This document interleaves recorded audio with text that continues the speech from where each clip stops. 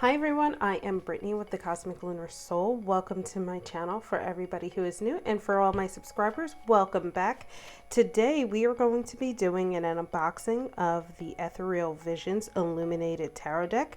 This deck is by Hughes and it is very Art Nouveau inspired. So without further ado, let's get started. So Hughes, as I mentioned before, was inspired by the Art Nouveau movement, and he adopted distinctive styles into the illustration of this deck.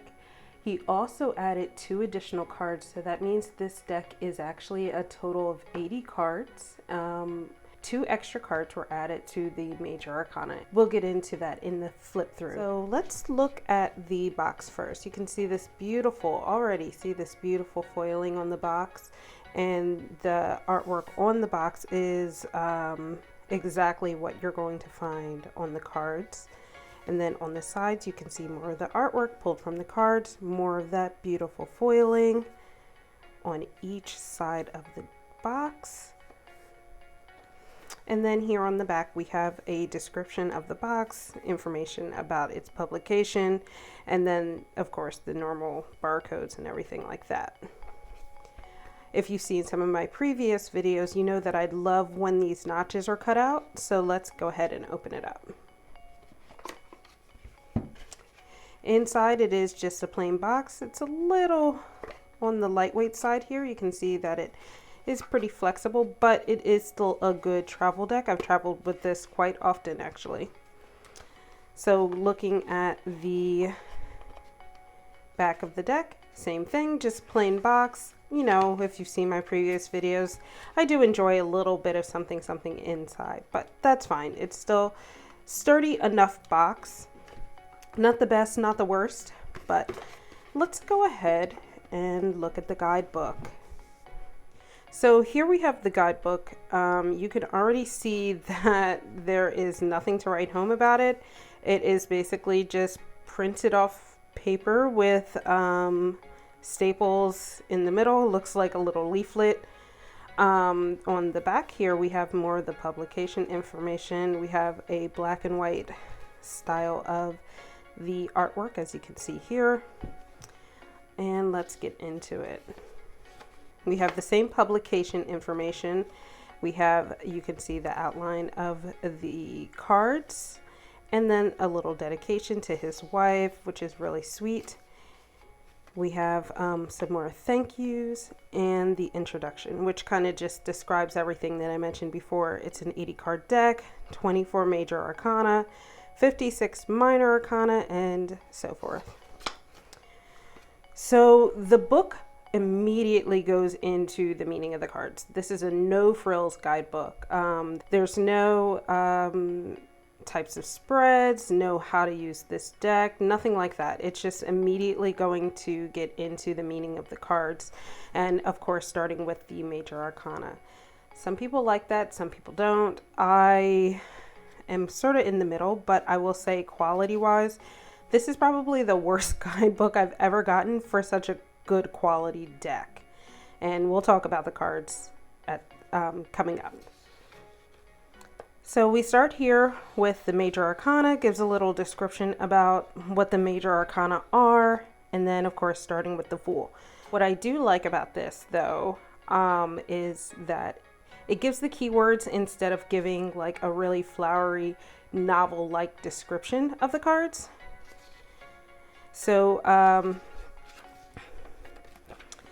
So what I like about the majors is it goes into the astrological correspondences, just a little description, and then the upright and reversed keywords. And it's a great book. Like I said, I've traveled with this. It fits in the box fine. So the book is really good as a quick reference. I actually use it a lot with my other decks. Comparing this to my Game of Thrones tarot, you can check here if you want to check that video out. It's very interesting because they are pretty equivalent in price. I think the quality of the cards are better, but the quality of the Game of Thrones guidebook is way better. It has a similar layout to this, which is great for me, but it's actually around the same size and is hardback and it's bound. So it's a really surprisingly good quality guidebook. So I kind of wish they hadn't skimped out on that. Let's skip ahead to the Minor Arcana. Again, we have the descriptions of the Minor Arcana. Explains that each suit contains 14 cards, 10 numbered, and 4 court. It starts off with cups, and it explains that cups represent emotional state and relationships, so forth. A correspondent, the element correspondence, astrological correspondences, and even directional correspondences. So I really, really like that. What's interesting about the layout of this, they put all of the court cards first. So we go through kings through pages. So it's in reverse. It's kings, queens, knights, page. And then it starts at ace and goes up. So it's a very uniquely laid out book. It might be a little jarring at first, but you kind of get the hang of it. Again, like I mentioned, it has the upright and reverse keywords. I really just love this as a quick reference, especially because I am still personally working on my reversals. So I can just open this and get a quick glimpse and reminder. So this is how it's laid out for all of the suits. And here, let's skip to the end. There is a quick about the artist, where you can find their website and a note section, which is really thoughtful, but not so much in such a crappy book. So let's go on and look at the cards. All right, so we have the cards here. They are actually a really nice cardstock. They aren't too thick, they aren't too thin. There's a slight sheen here you can see in the back. And what I like is the artwork is just different enough from everything else that it's just something really unique and pretty. It almost reminds me of like an alien in a pod kind of thing. You have to let me know, what does this remind you of? Comment below. But the cardstock is actually pretty good. I can rifle shuffle this and you can see it hasn't bent. It's actually pretty sturdy there. You can see that. There's a slight bend doing it that way. So if you like to rifle the long way, you might come across some bending. All in all, pretty resilient cards. So let's get into the flip through.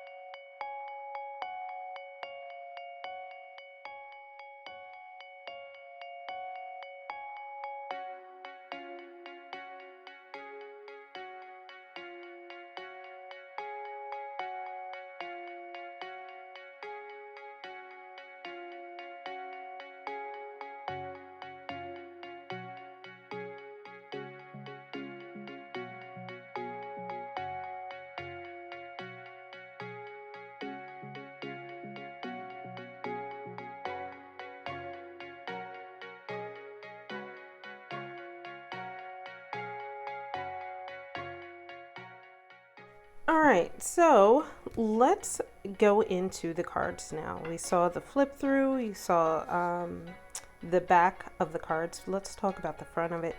You can see that the foiling is prominent in all of the cards. It's very high foiling, so if you plan to use this for photos and stuff like that, you might have a hard time with that. But the quality of the cardstock is beautiful. It's my like Goldilocks zone of cards. It is not too thick, has a nice bounce back, not too slick, so they will fan out really well, but then they also rifle shuffle well. So let's do a quick shuffle.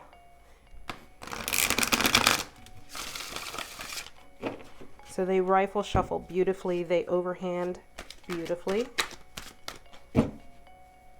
They are a little on the large side. If they had just been shorter by just a little bit, they would be perfect for my hands. I do have smaller hands, so I can admit that. But otherwise, I really enjoy these cards. So let's turn this back around.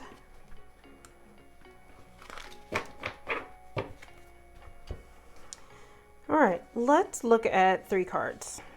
I pulled out the High Priestess because it is the artwork on the box, and I just wanted to show that, as I mentioned in the beginning, that this is literally the artwork in the cards. And you can see that the foiling is exactly the same.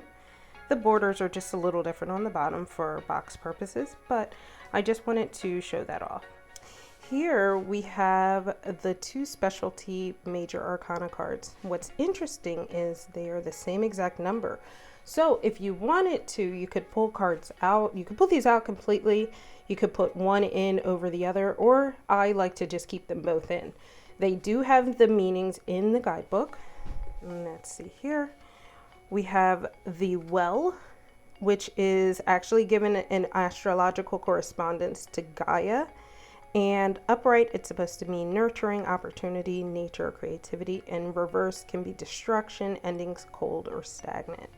Over here we have the artist. It was given the astrological correspondence of Ophiuchus. Hopefully I said that right. If I'm pronouncing that wrong, comment below, let me know. The artist is given the upright meaning of visionary, interpreter, creation, and passionate. And in reverse is unstable, judgmental, restless, and greedy. So I just thought that was really cool. I love when artists pull in their own cards. If you saw my Wandering Spirits deck review, which I'll put here, it had 2 extra cards as well, and I love that, as well as my Prisma Visions, which I will also link above. So everyone, thank you so much for watching my unboxing video. Let me know what you thought of this deck. Do you own this deck? If you do, what is your vibe? What do you really enjoy about it? If you don't own it, let me know what your favorite card was. Comment below. Otherwise, give me a thumbs up. Make sure you like this video, subscribe, and don't forget to hit that notification bell so you don't miss out on any future videos. Bye, guys.